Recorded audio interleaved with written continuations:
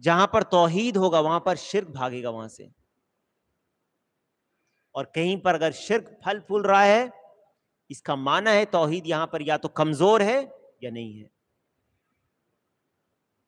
سمجھ میں آ رہی ہے بات؟ اور اگر کسی معاشرے میں شرک بہت زیادہ ہے تو سمجھ لو وہاں دعوت توحید کی کمزور ہے. نہیں،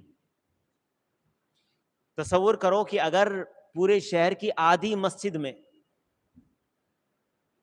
پوری مسجد میں نہیں، آدھی مسجد چھوڑ دو، آدھی مساجد بہت زیادہ ہیں، یہ پورے شہر میں اگر 10 مساجد میں، یعنی ہر علاقے میں یا 20 مساجد میں کتاب التوحید کا درس ہونے لگے تو گمراہی بڑھے گی یا گھٹے گی؟ لوگوں میں گھٹے گی. کیا شیطان برداشت کرے گا اس چیز کو؟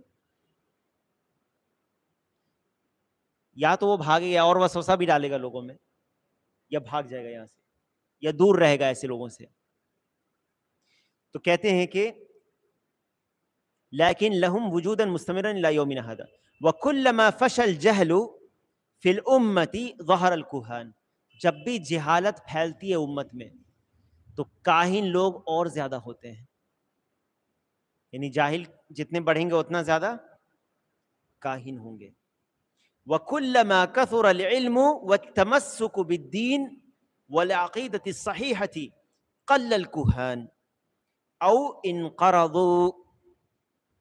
اور جتنا زیادہ لوگ دین پر اور علم جتنا ہوگا، غور کرو یہاں پر، جتنا زیادہ علم ہوگا، وَكُلَّمَا كَثُرَ الْعِلْمُ وَالتَّمَسُّكُ بِالدِّينِ، اور دین پر لوگ چمٹے رہیں گے اور صحیح عقیدے میں پر رہیں گے، اتنا زیادہ کم ہوں گے یہ لوگ.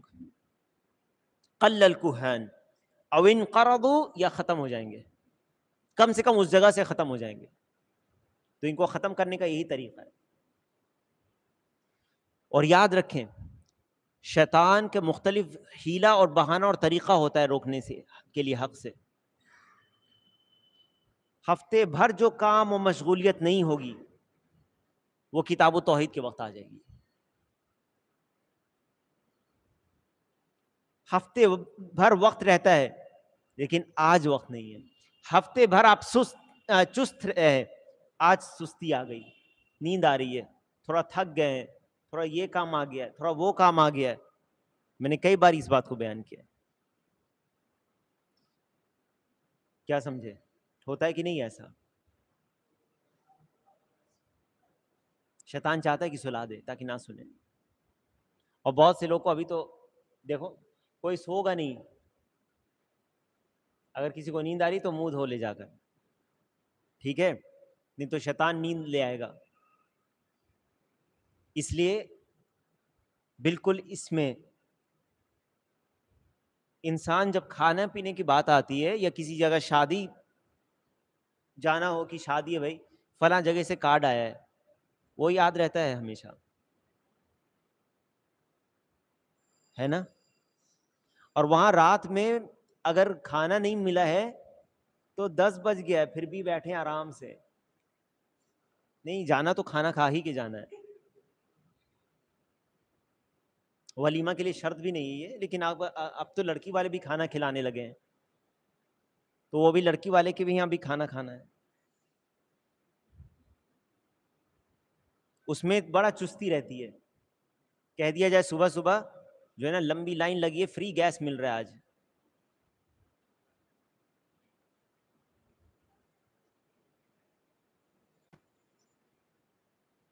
ایک ہی سنڈے ملتا ہے، ہاں یہ بھی بات ہے، ایک ہی سنڈے ملتا ہے، اسی میں تو ہم کو کام رہتا ہے تو مشغولیت رہتی ہے، تو ایک ہی سنڈے تو ہم لوگوں کو بھی مل رہا ہے یا نہیں؟ یہ سب بہانہ ہے اور کچھ نہیں ہے. پورا صبح سے شام آپ کر دیتے ہیں، ایک ہی سنڈے ملتا ہے، صبح سے شام ہو جاتی ہے نا اتنا گھنٹے، ٹھیک ہے. تو یہ سب بہانے ہیں مختلف. تو شیطان چاہتا ہے ادنا سے ادنا، یعنی کم سے کم جو معمولی سا، بالکل معمولی سا بہانہ ہوگا کسی بہانے سے بھی روک دے. وہاں پر آپ کی بھی آزمائش ہو جاتی ہے. سمجھ میں آ رہی ہے بات؟ ختم کرتے ہیں جلدی، اب وقت کم ہے. فالجهات التي فيها توحید وفيها اسلام صحیح لا يوجد فيها كهان. جہاں توحید ہے، صحیح اسلام ہوگا، کاہن نہیں نظر آئیں گے، بھاگے رہیں گے وہاں سے. کیونکہ اب موحدین نکل رہے ہیں نا. کتاب التوحید کا درس سن کر کے موحد ہو گیا کوئی، اب جو اس کے ساتھ بیٹھتا تھا وہی اس کو گلا پکڑے گا، گریبان اسی کے پکڑے گا. کیا کر رہا ہے تو، ہے یا نہیں؟ تو یہ نہیں چاہتے کہ توحید وغیرہ پھیلے. تو یہ شیاطین انس جو ہوتے ہیں، یہ شیاطین جن کے بہلاوے پھسلاوے میں آ کر یار کتاب و توحید کا درس رکنا چاہیے، نہیں ہونا چاہیے. اب یہاں پر نہیں فیل ہو گیا، کہاں پر؟ انفرادی طور پر لوگوں کو روکنے کے لیے. تو پھر وہ اب اجتماعی طور پر کوشش کرے گا یا نہیں کرے گا؟ شیطان کا کرے گا. اس لیے یاد رکھیں شیطان لگا ہوا ہے پیچھے.